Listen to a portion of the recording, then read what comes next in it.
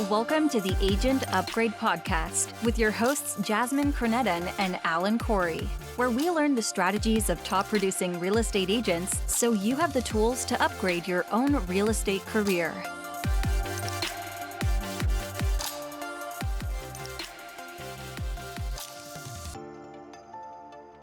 Welcome to the Agent Upgrade Podcast. We've got an awesome episode coming up today. We are coming to you with a real estate broker from Chicago today. I think it's very, very cold up there. So we shall see how you sell real estate at when it's like 10 degrees out and life still has to go on. Yeah, Chicago real estate, that's got to be interesting, especially in the winter. But life goes on, I would imagine. So we can kind of get to, how to show, freezing cold clients. And, I guess if you're Chicagoan and you want to live there, you get used to it. And it's another day in your life. But Nathan Binkley, Binkley Residential at Compass in Chicago is going to break it down for us. So I'm really interested. I love hearing stories and how real estate works in other cities and states. So let's get going. Let's get Nathan Binkley in here and pick his brain about Chicago real estate. Welcome to the show, Nathan. Hey, good morning. Yeah, Thanks, how you doing? Good. Well, we hear it's very cold there currently, and No, it's not that bad. I think it's like -8 with the wind chill today or something like that. Oh my goodness. Yeah. You gotta have thick skin up here. Yeah. It was too cold this morning for my workout to do it outside with my trainer. So we did it in the garage, but it was like 34 degrees outside. And I was like, no, that's way too cold. I'm not working outside. 34 here, you're gonna see somebody on the street in shorts. I guarantee it in January in Chicago. Not me, but you'll see somebody doing it. That's awesome. I love it. I guess you get used to it. At least when I lived in New York City for a little bit, if you have the gear, I think people just go to Chicago and they don't have the gear, they don't have the clothes, they don't have the right outfits, they don't know how to layer. But I guess you live there.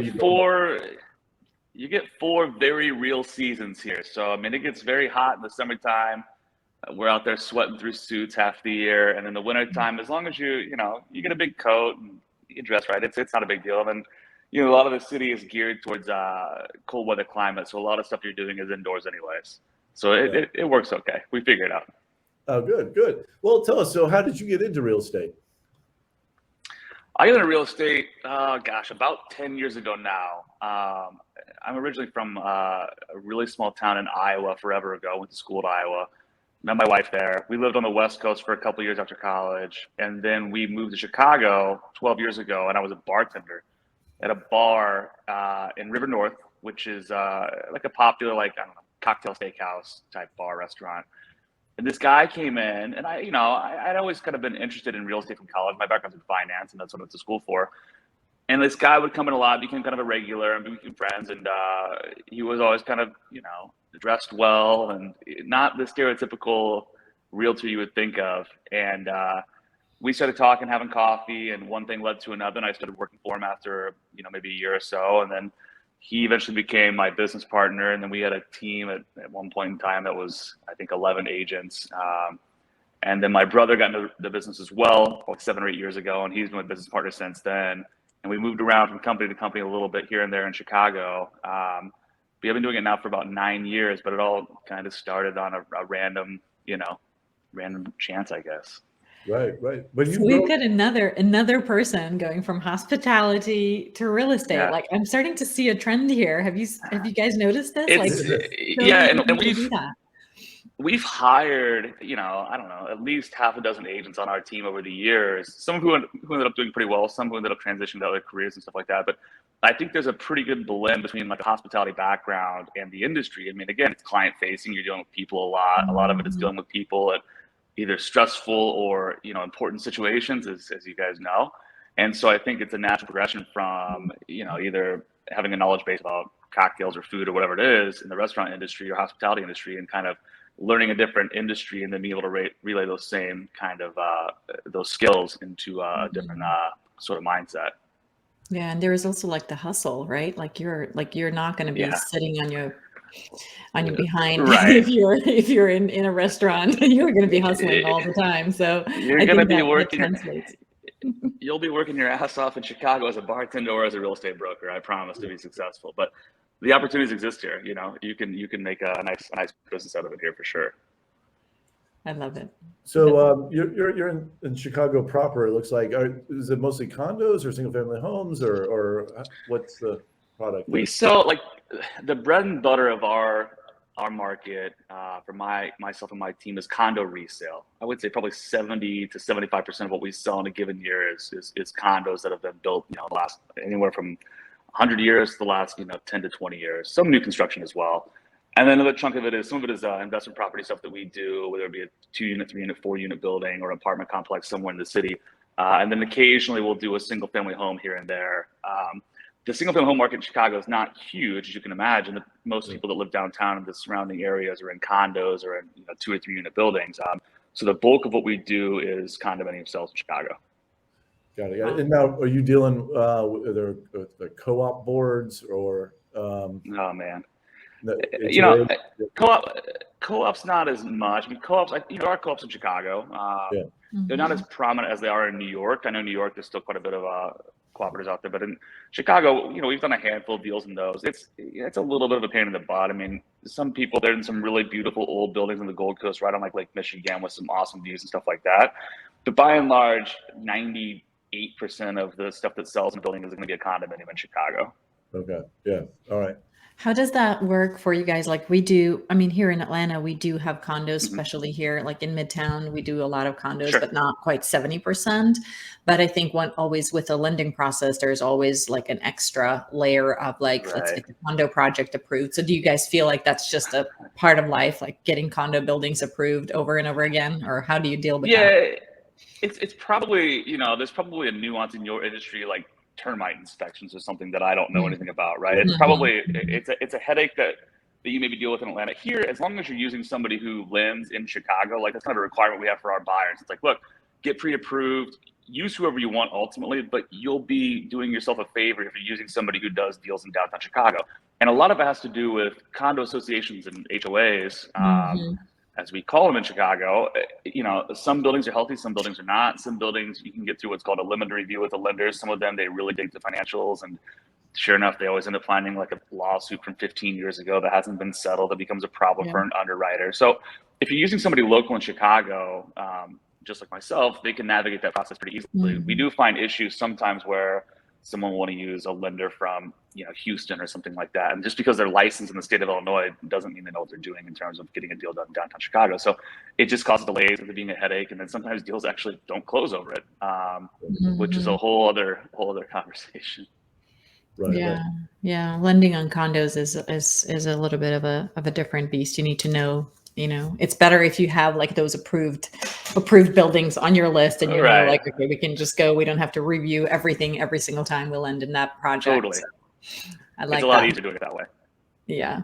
That's fascinating. I guess home inspections are a little bit easier with condos, right? Because like there isn't that much stuff that can go wrong. So maybe you have fewer deals to fall apart on inspection. Or? Yeah, I mean, that's definitely true. To be honest, like condo inspections, you know, you want to have them. We make sure all of our buyers have them, but they're really not that big of a deal. The most expensive thing in a condo is going to be the furnace. That's in Chicago, at least. That's 99% of the time the most expensive appliance in the entire place.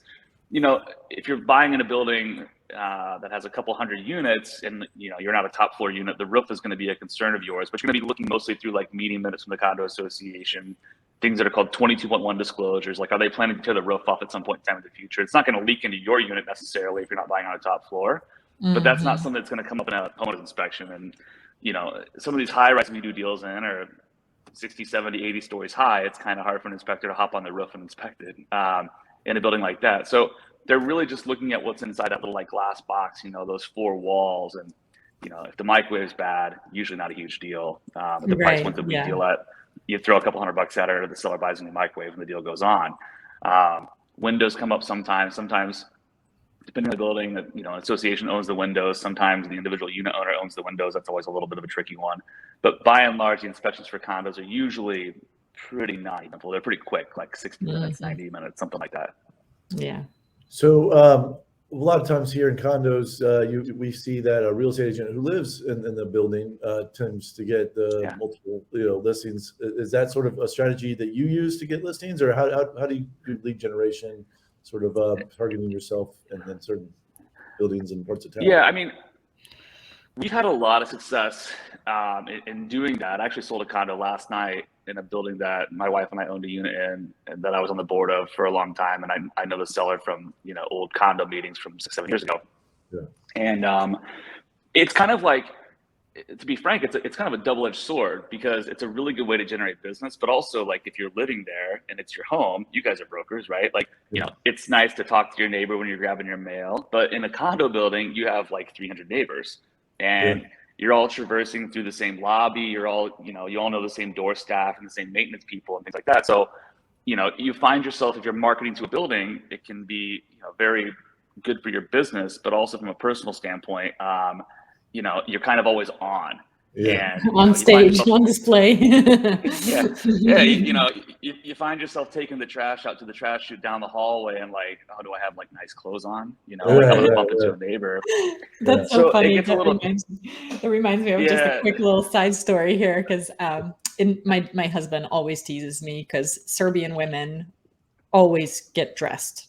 And he's like, we're always dressed. We always have our shoes on, like full on, right? And so my husband always teases me. He's like, oh my God, you're just taking out the trash. Like, you don't have to have your heels on, Right. And so funny story is that my dad back in Serbia actually met his wife while he was taking out the trash. And I was like, you see, he totally met her taking out the trash. What if she wasn't dressed? What if she had her PJs on? Like, totally missed opportunity. So moral of the story, always get dressed to take out your trash. That's good advice from your dad. But it's, it's a thing where, I think we've done it. And then like, we still market to some buildings very heavily that we never lived in. There's one building at Randolph and State that I've done like 25 or 30 deals in. And I think a lot of it is like, if you kind of become what we, in Chicago deem like the building broker, it's kind of like your business to lose, but, it requires a lot of marketing effort, a lot of energy. And then you kind of are going to live and die with how the building does as well. So, like that building at Randolph and State in the Loop, it's 184 units, it's a 33-story building. The association kind of, ebbs and flows between having good reserves and a good rental percentage and stuff like that. So if the building falls into a non-favorable position, you spend a lot of time and energy and effort. It's almost like a micro neighborhood, in Atlanta. It's like, Midtown or Decatur or whatever in Atlanta, like those are always probably going to be like great neighborhoods and great schools, but like one block might get a little bit funky if somebody builds a weird house or something like that. So you kind of handcuff yourself to it. And some brokers in Chicago, I mean, they make a living doing exactly that, and they sell 20 units a year, and the one building they live in and a couple other buildings, and that's it.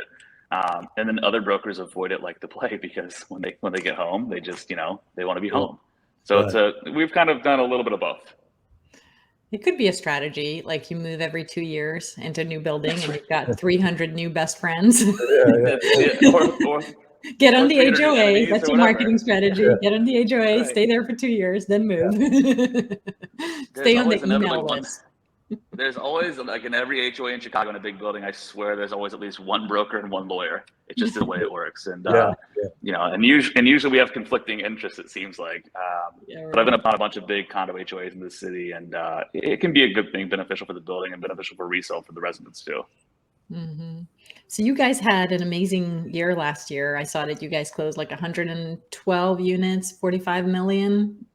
Yeah, we had it was a pretty good year. That's a pretty normal year for us. I think we're kind of like right in that like $45-50 million range for the last several years in a row here. I think 2020 was a little bit better. I think with the pandemic, when things kind of settled down in Chicago after the city shut down for like a full 2 months, everyone decided that they hated where they lived.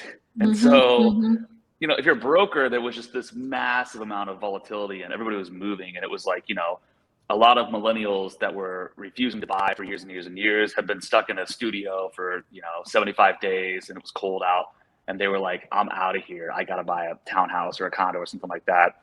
And then, a lot of people that were going to make, there's a natural progression of moving to the suburbs in Chicago. I think everyone's timeline for that got bumped up a couple of years. So a lot of people that had, most people move when they have a second kid. They always kind of joke about that in the city. It's like one kid you can stay, 2 kids. A lot of people end up picking up and moving to a burb. But a lot of people did it with they were pregnant with their first kid and they were like, I'm out. I want a backyard. I got stuck in my condo, and so we had a massive amount of movement. 2021 was still a really good year, but it was a little bit more normal in terms of volume for us, at least. And I think that 2022 is going to be interesting already, the way it's kind of shaping up. We'll see how it shakes out. Yeah. What are you doing to, are you marketing to your sphere of influence mostly, or is it, and what kind of follow-ups and touch points do you have throughout the year? So we try to do at this point in time, 95% of all of my business, and probably my brother's business too, is completely referral based and organic, which, I personally think that's the best way to build a business, because it comes with some implicit trust to start off. You're not dealing with a lead from Zillow or from the internet or Yelp. And we do business like that as well, but that tends to be a lot more competitive, and it's you're competing with business, which is also fine, but it's just a lot nicer, in my opinion, to work with somebody who's worked with one of your friends or their clients in the past. Yeah. This year we're big on trying to find cool client gifts. And actually, this is good for you guys too, because I think they're going to do this in Atlanta. A neighbor of mine has a company that makes kids pajamas. I know this sounds random, but they're super cool city-based pajamas. So it's the Chicago ones have the Art Museum lions and Wrigley Field and pizza and all sorts of stuff. Yeah. So I sent out 70 pairs of kids pajamas for the holidays this year, which I'm trying to figure out 70 different kids sizes and yeah. But it was a huge hit. Her company's called Smaller Things, and I think they have them for Atlanta now, but it's 6 or 10 cities all over the country, and people love them. And a lot of my clients, I'm 38 and I have 2 kids that are 6 and 3. So a lot of my clientele is kind of in that same age group and demographic with small families, and it was just a no-brainer. And in the past, we've done a lot of different swag. We sent out I don't know, a couple hundred Yeti water bottles with logos on them, and that stuff it's all a little bit cheesy to a certain extent, but people love them. And then the Yeti water bottle goes to the fitness class, and the stocking hat gets worn. Yeah, right. You want it to get lost, because then they ask you for another one, and then somebody gets a nice Yeti water bottle with your logo on it and your name. But that's we do a lot of stuff like that. And then we're really big on client events, which has been a challenge in the last 18 months or so in Chicago. Chicago's been kind of a mess with the pandemic, and we'll probably have a client event, I would guess, this spring or summer, where in the past the last one we had was about 2 years ago now. Mm-hmm. We rented out the top of Soho House, which is a big hotel in Chicago in the West Loop. Had a couple hundred people there, and we kind of do these big blowout parties once a year. And those are also great for referrals, and people bring people, and it's just something to give back to your clients as well. And people tend to really like them. Yeah, we love parties. We're all about that. Right. I know. Yeah. I just looked up Smaller Things. It looks like Chicago, Texas, New York City, Los Angeles, and a happy birthday edition. But these are really cute pajamas. I can see them being a hit for. Yeah, I'm pretty sure Alicia, the owner, I think they're doing Atlanta. I remember telling her a while ago, because I love Atlanta. I spent a lot of time down there, and I'm you got to do Atlanta. There'd be a bunch of cool stuff. You could just put a bunch of peaches and trees on them, and all the good Atlanta stuff you guys have down there. What we don't have is a skyline. My friend was trying to create a logo for Atlanta skyline for a graphic design thing that he was making, and no one recognized it. And then all he did is he put an airplane in the sky, and then everyone was like, "Oh, that's Atlanta!" It added to add an airplane. Yeah, that makes sense. But every time I'm down there, your skyline gets bigger. It seems like. Yeah, it's changing. It's good. Yeah. But we need some identifiable building, like the Bean in Chicago. Yeah. We don't have something where you just oh, that's Atlanta. Maybe we're working on something like that. But yeah. We had Olympic Park, but anyway. So are you've got a team? So you've been saying we is that what composes your team? Yeah. Well, so my brother is my business partner. Oh, okay. So it's you and your brother. he's a couple years younger. And then we have, let's see, currently there's 4 brokers who work kind of under our umbrella now, who are doing a various amount of business each. One guy, Brandon's been with us for years now, 6-7 years. Another guy, Tom, has been around for, 3-4 years now. And we have Michelle, who's worked with us for maybe a year or 2, and the newer broker, Gosha, who's been working with us for maybe about a year. And they do everything from, they do a lot of showings, do a lot of inspections, cover appraisals, things like that. And then we do a lot of like pitches with them. So like I know Gosha has a pitch next week, so we're meeting on Monday to go through like, how she should pitch this specific condo on the north side, and kind of, leaning into like some of our expertise and like experience to kind of help them, build their business and get things off and rolling. Can you walk us through that? Like just pick a building, like what makes how would you pitch a specific building over another one? Well, a lot of it depends on like the building, obviously, and the product, So some of these buildings in Chicago, like if you can do a high rise, I'll use the example in Randolph and Stadium where I've sold like 25, 30 units, it's tiered. So you have 33 stories and the units are by and large identical in each tier. So sometimes like that building has 8 tiers, for example. So the corners are almost always 2 beds in Chicago if it's a condo building. They're 3 beds. The most desirable real estate and location is a corner, obviously. And the one beds tend to be like the middle units in most of these buildings. Loft buildings are the exception to the rule because loft buildings, an old warehouse, something like that, who knows? It was probably developed in the 90s, and it could be a variety of different things. But in high rise, it's all kind of uniform. I think the pitch that she has on Monday is in a high rise. I'm not entirely sure because I can't remember the address. But a lot of it is, trying to explain to the seller how you're going to market it and how you're going to overcome comps. Whereas if you're in, Atlanta, unless you're selling a new development, and even then you'll have some nuance, a lot of these comps are pretty black and white. If you're looking at a building and every unit in the 08 tier has sold for $565 to $600K in the last 12 months, it's kind of hard to explain to a seller they're not going to get $700,000 if they think that's what they're going to get.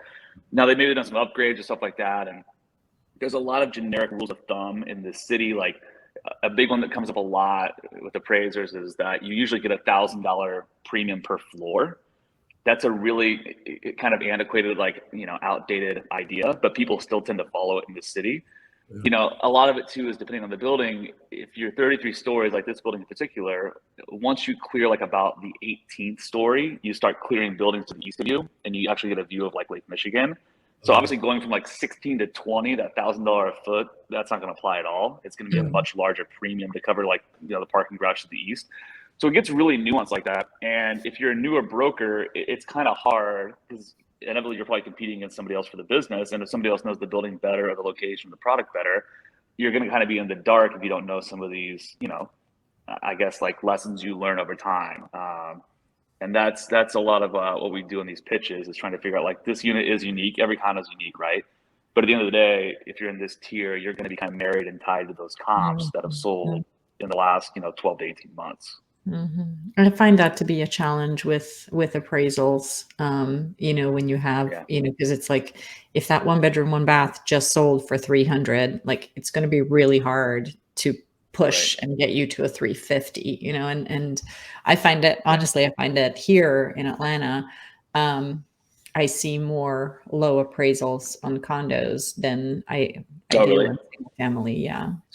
I just find it that maybe it's because we don't have that many, condos. So we don't have like appraisers that are like 100% like, condos, super versed in condos. Cause it's just like, I don't know. I don't even know what percentage of sales here in Atlanta would be condos. I don't even dare to guess, but it's not. Single family residence is way more common. But I would imagine that could be interesting, especially like as an agent, you're the one that's going to be pricing it and telling your clients like what to put it on the market for. And then. Right. And then, the really challenging part, now we're talking about high rises, is that, what inevitably happens is that 184 units usually have maybe 10% of the building is on at inventory at any given point in time. So, you've got a dozen to 20 neighbors that you're competing against, and that would be a pretty healthy market for a building. And what happens a lot of times is that, if you're taking a listing in like the 08 tier on the 18th floor or something like that, right? inevitably, there's 32 other units or whatever in that same floor plan, and they see you list. And if you're trying to push price for that seller, you might get a phone call from a different neighbor who wants to also list at the same time, but that's not necessarily advantageous for the current listing, right? So, we kind of play this game sometimes in Chicago, I feel like, where neighbors try to start slowly undercutting each other. And that becomes a big challenge because it's a little different than if you're in Atlanta. It's kind of hard to go look at. I'm guessing you don't have a lot of buyers to go look at 10 places, in a row in 90 minutes. If you're looking at a high rise in Chicago, you can see like 10 units in like 90 minutes. Yeah. And you just, if they're vacant, you grab keys from the door staff and you go and you'll look at all 3 units in the OA tier. And unless one is a top floor, has really nice upgrades, or has a really, really, really dope view, the one that's priced the best is usually going to sell. So it's a tricky conversation to have with a lot of sellers. Well, they'll say, look, nothing's on in the building right now. I really want to push price. And you've got to kind of like be honest with them and say, okay, we can do that. But if one of your neighbors lists for 5% less, we're either waiting for them to sell or we'll need to drop our price as well.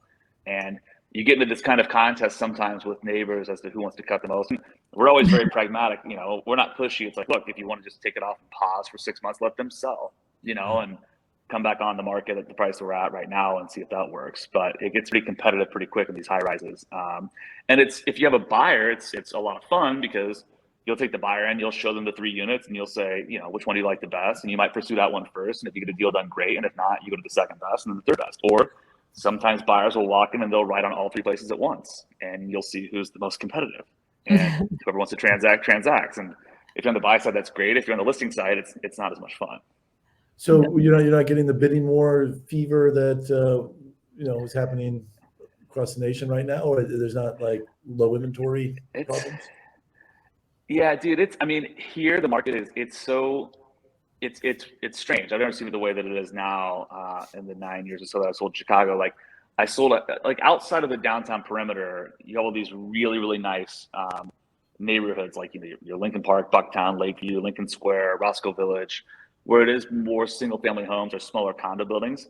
Those markets are insane. Like I sold a house in Lincoln Square about a month ago, and it had 8 offers on it. And in the downtown market, you're not seeing much of that. You're seeing low inventory, higher market times, lots and lots and lots of showings. Like an unbelievable amount of showings. And then I think a lot of it has to do with the fact that people in Chicago still, by and large, aren't back to work. And the office market here is the second largest in the country outside of Manhattan. And, when people don't need to be close to the loop or close to an office, Chicago's got a lot of great neighborhoods. And normally you wouldn't consider living in Lincoln Square because it would take you, 45 minutes to an hour to get to the loop to your office. And now people have kind of got this mentality, and I don't know if it's right, if it's wrong, but a lot of people think they're never going back to work. I don't think that's true. I think people will be back in offices sooner than later, or inevitably it's going to happen in some capacity.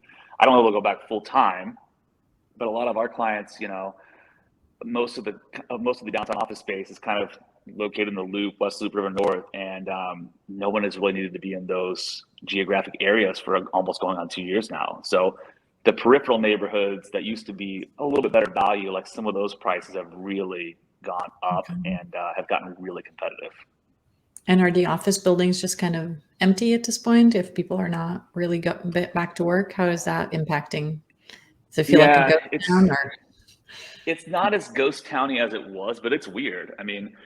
The big thing here that I've noticed, and I know Atlanta has its historic problems with traffic as well.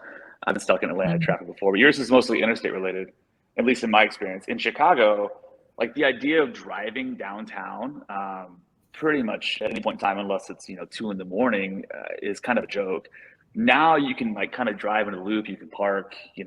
There's people, but there's not a ton of people, and so it's just kind of not all the way back in terms of like the office market and people being downtown. And I think that really does play a role in some of these peripheral downtown neighborhoods where people just they're on Zoom and they're working remotely and they're still in Vail or they're in Tulum or they're in Atlanta. Like I was in Atlanta for a couple months on and off the first year of the pandemic, hanging out just because you guys have better weather. And I think that a lot of people still aren't back to those offices. But I think that's why I think 2022, we're already seeing more of demand. You know, I had a buyer coming in town from New York this weekend, and he's an attorney for a big Fortune 500 company, and their headquarters is in the West Loop. And two of the places he wanted to see sold before he got a chance to see them. So I think you're going to see more of that in the downtown market in 2022, as a lot of these people realize that, okay, I will need you back in an office in some capacity here shortly. Maybe not full time like I was before the pandemic, but and I think a lot of people want to go back. You know, I think a lot of people are tired of Zoom and pajamas, but I think they'll be back there sooner than later. I hope so. Right. So you're in the middle of a renovation. You're combining two flats into one. Tell us about this project. That's right. So that's what I'm seeing now. So yeah, so my wife is at our rental in Fulton Market right now, and she works in public health for the University of Chicago. So she's on calls and stuff nonstop. So I stopped over here at the 2 flat to meet some contractors later today and take this phone call with you guys. So we bought it's called a row house in Chicago. So it's a really small lot. A normal Chicago lot's 25 feet wide by 125 deep. This is 21.5 feet by 90 feet. So we actually share a wall with our neighbors to the north. And it was built like in the late, I think 1881 was the year that it was built, something like that. It's a limestone facade. It's a really cool old building. And we've been working through a process with the city of Chicago, which it's kind of like a monthly root canal, basically, trying to get some of these zoning variances that we need to kind of build back and to build up, and then to combine the two. It's two separate units. It's a garden unit right now, and then it's a 2-bedroom, 2.5 bathroom duplex up on the main level that I'm sitting in now. And so hopefully we'll get a hearing with the zoning commission the 3rd week in February is what we're shooting for, and then have an early spring start date, and then probably 6 to 9 months of construction is what we're looking at. But it'll be a cool project, and it's one of the very few. We're in the West Loop, which is where we lived for like 10 years. It's one of the very, very few like single family homes in the neighborhood. There's only 22 of these lots on these 2 streets, and there's another little stretch of the West Loop, just a little south and west, if you will, some single family homes. So there's maybe a total of 50 single family homes in the entire neighborhood, and they're hard to come by. So it'll be a cool, I hope, cool place when it's done. But it's been a process. As painful as it is going through variance meetings and zoning boards and stuff, I feel like it makes me a better real estate agent every single time because I can either save my clients or share real life stories like, oh, you can't do this because of XYZ, or hey, you know what, we could do that and add value to your property, like all that stuff. It's very, very annoying, but I always learn so much from it that I find it that worthwhile in the end, regardless of the results. Yeah, and a lot of this stuff too, I mean, we've done, I don't know, 600 deals in Chicago now or something like that. But you learn something new every deal, right? And like this project in particular, I could write a small book about easements from the 19th century in Chicago now and what they mean. And it's just, I mean, there's some stuff that comes with this property and this lot that goes back to before the Chicago fire, which was in 1871. And it plays a role in zoning today, which is crazy. But some of these easements that run with the land for a long time, or indefinitely, they definitely come up when you're trying to build a garage, for example, which nobody really cared about in 1865 when some of these easements were recorded for this private alley behind the building. So it's been a process. The neighbor's been pretty great to work with right now. It's just a lot of a steep learning curve, and it's been 7 months of work to get to the point we're at now, where hopefully we have a hearing scheduled where we can actually present to the city to try to get these couple of variances we need to do the renovation.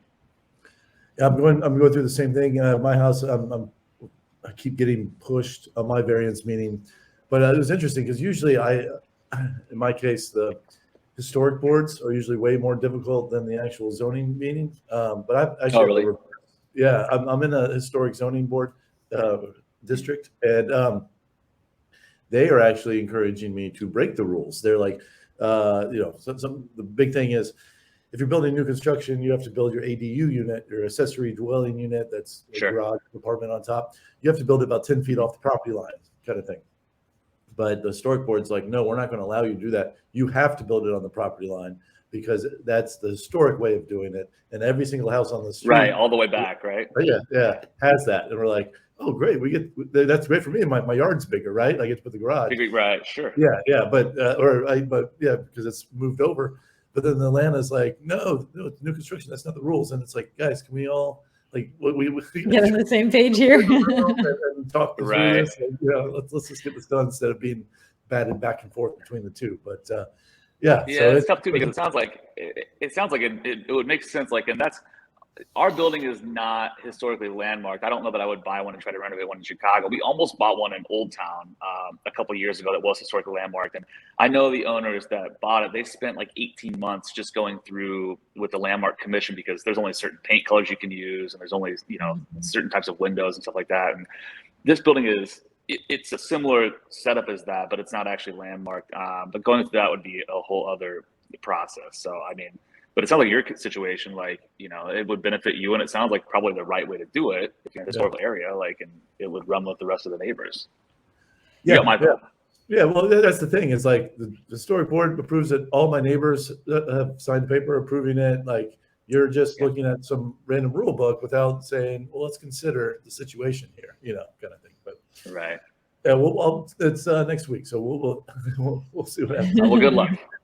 Thank you. Well, good luck to you as well. So yeah, but also you're not just learning the ins and outs of getting the permits, but I would imagine, are you interviewing contractors and plumbers and having those sort of resources as well? Yeah. Yeah. So this is project 7 for us in the city of Chicago, and everything from we've done like some lipstick flips over the years. My brother and I have done those together.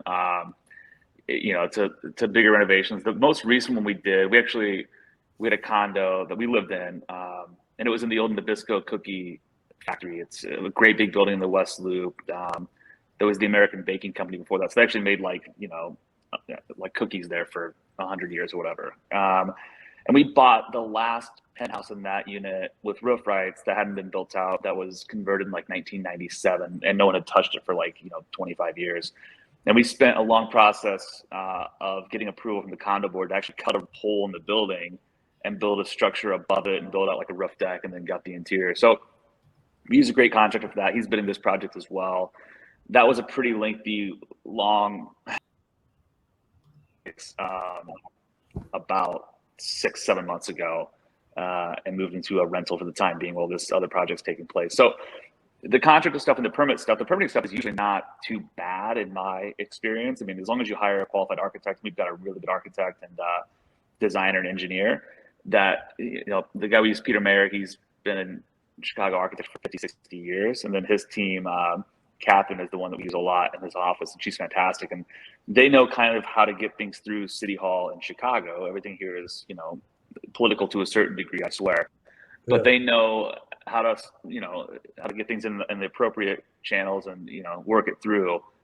Mostly it's just been a zoning hang up for us. So we should get these 22 lots, 9 of them have the variances that we're looking to get. So I don't think it'll be a huge issue. It's just a matter of getting in front of a board and, getting their seal of approval. So let's let new agents come into a big city. Let's say someone moving into Chicago and they just got their real estate license. And maybe outside of their building, what would you recommend is best way for them to maybe grow their business, get noticed, and sort of become a building broker for a building they don't live in? What's the strategy there that you would recommend? So like the one thing that's unique about Chicago, and I know you were in New York for a while, and this is similar to New York, probably not quite it's not the same as it is in New York, but you can do a lot of rentals here. And like the rental market here and the rental leads, there are thousands and thousands of them. And a lot of the senior brokers like myself, I've done hundreds and hundreds of rentals over the years, but you get busier and you just kind of hand them off to your team. So, they pay okay. Like you can, standard commission in Chicago, it's a little different than New York. We don't really use like buy side. The brokers are paying 15% of the annual rent or whatever the setup is in New York now. But most of these rental buildings will pay you the equivalent of 1 month's commission if you bring a renter to the building. So a 2-bed condo in downtown Chicago rents for $4,000 or $5,000 a month. That's a pretty decent payday if you're a new broker, right?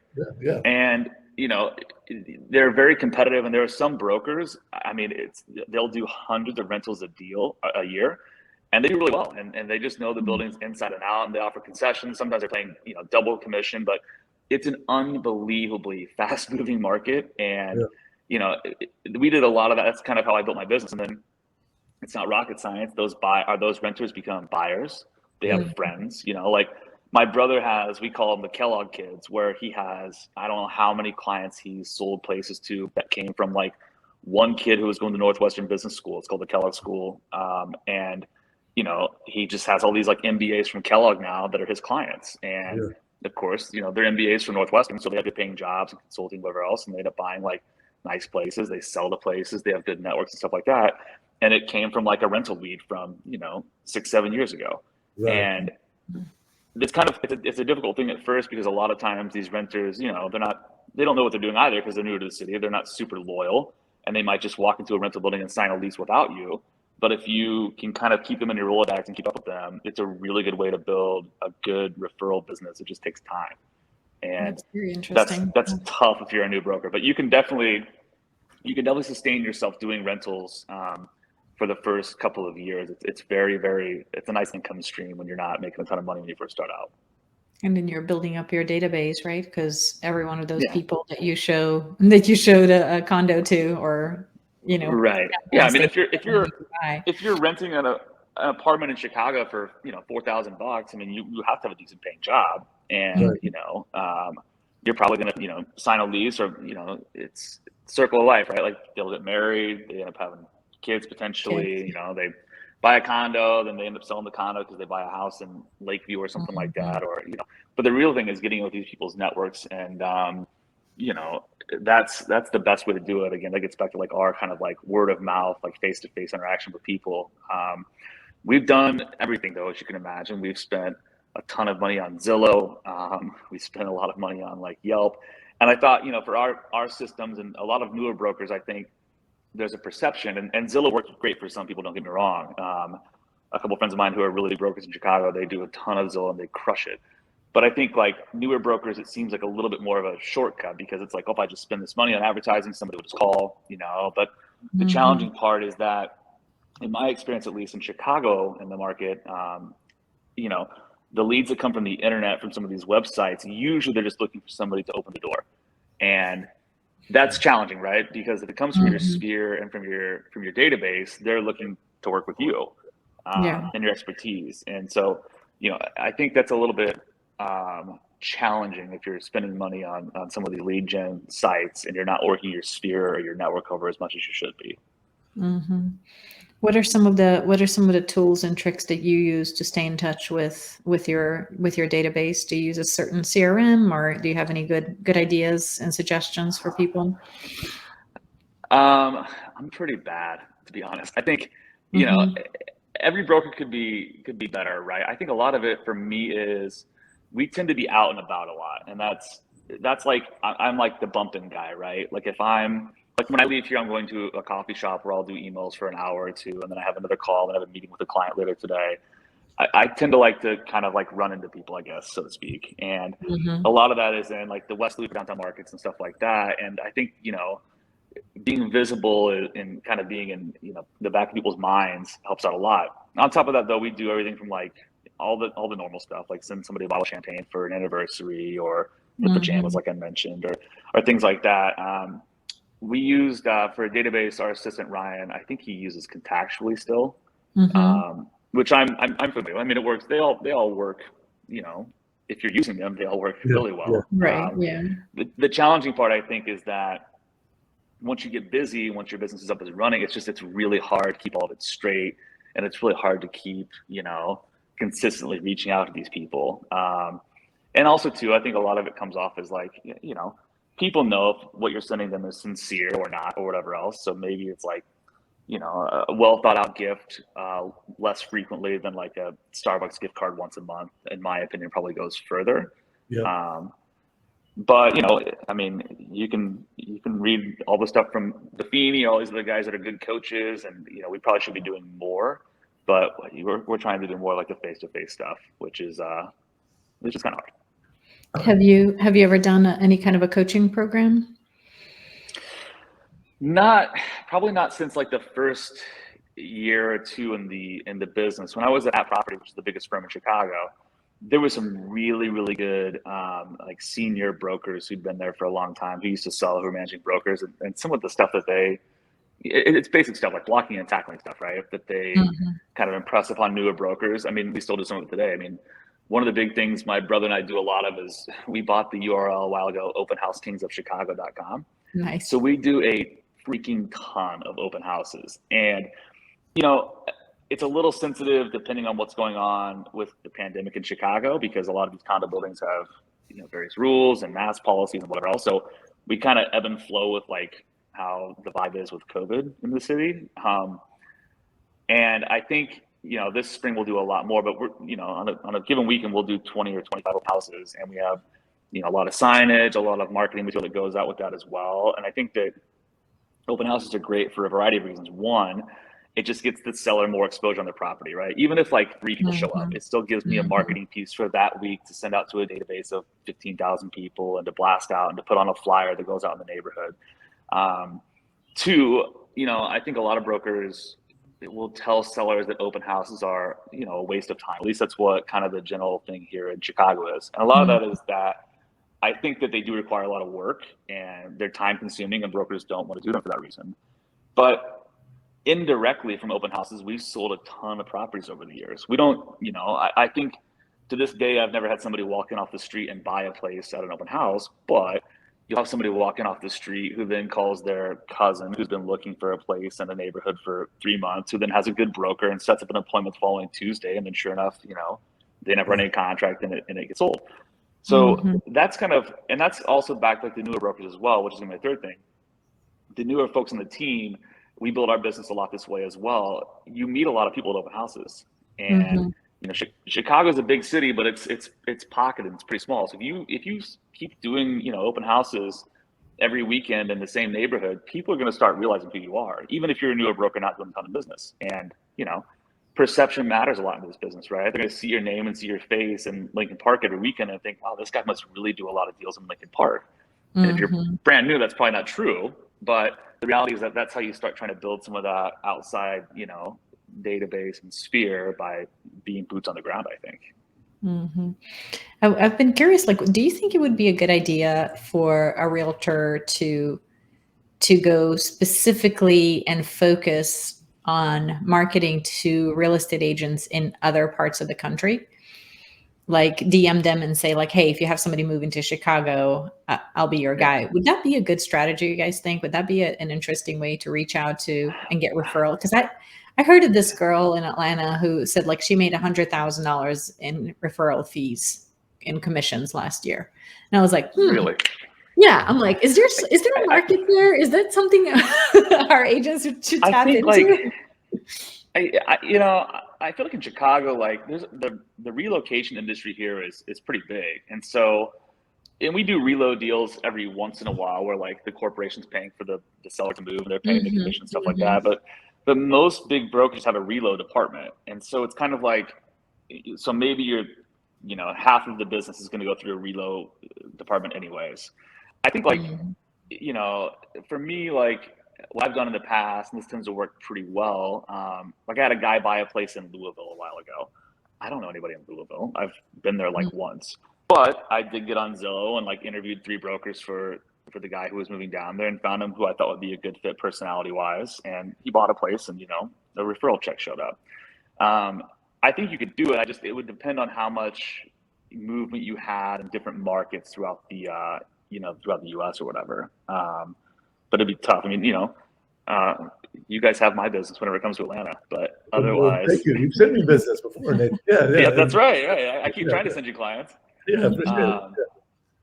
And so I think, you know, but I don't have that many folks moving to Atlanta. It's a random thing. What happens? It's like a one-off deal. It feels like to me. And a lot of it here is people leave the city and move to the burbs. And we have a really strong referral network with a couple of brokers. We don't do anything in the burbs that we send them to. And, you know, they do a great job with those folks.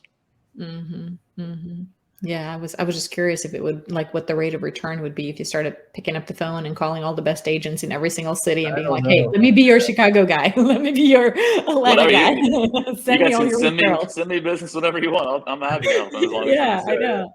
Yeah. Instead of Yeah. calling expireds or whatever, call other yeah, brokers and be right, like, "Hey, right. send me your referrals in the city." But I think if you wanted to target movers, like it's almost like an SEO search. Moving to Chicago is probably something that people search. Like what neighborhoods moving to Chicago? Right. Like if you can get your ads as a realtor in front of all those Google searches, that's probably money better spent and times better spent than trying to call a realtor who may have a client one day move to a city and then they remember you 6 years later or whatever. Right. Yeah. Yeah, it's hard to do. I mean, a lot of it, in my experience, it's usually like a client call, and well, I don't know what percentage of my clients even call me for a referral, like out of state or out of the area. I mean, it seems like I don't know, a handful every year, and then I'll spend 10 minutes. It doesn't take long if you know the industry, and I try to find them somebody that will work. And then if it transacts, I mean, referrals are great. A check shows up, right? Yeah. But at the end of the day, trying to get an internal network, and Compass is like, they're big on like try to keep it within Encompass, and I understand that as well. But I mean, it's to me, it's like you're trying to keep it, with the best fit for your clients, and that's an easier way to do it, I think. Yeah, That's cool. Cool. Well, what would be a way for people to reach out to you if they had any questions or if they have clients moving to Chicago? Nathan Binkley of Compass. You can call me, shoot me a text. You can find me on Instagram. We're big on social media with Instagram. You can email me. What's your Whatever. Instagram? We do it all. What's your Instagram handle? The Instagram is @inbinks. Okay. Phone number is 312-758-6486. Or you can go to nathanbinkley.com, or you can email me at nathan@nathanbinkley.com. You can get a hold of me. I changed it. Was that there on the screen @inbinks? Is that correct? Yeah, there you go. Yeah, that's it. Okay. All right. Cool. Well, thank you for being on Agent Upgrade. This is great. It actually, makes me miss living in a big city. Like a real big city, condo life. Like much flashbacks to being in New York City. So thanks for joining us, and let us know next time you come through Atlanta. I will, for sure. Good to see you guys. Thanks so much. I appreciate you so much. Talk soon. Catch you later. Thank you for listening to the Agent Upgrade podcast. If you are an agent looking for a new mortgage lender, start with Jasmine at jasmineteam.com. If you want to learn about real estate investing and working with investors, check in with Alan at thehouseofac.com. See you next time on Agent Upgrade.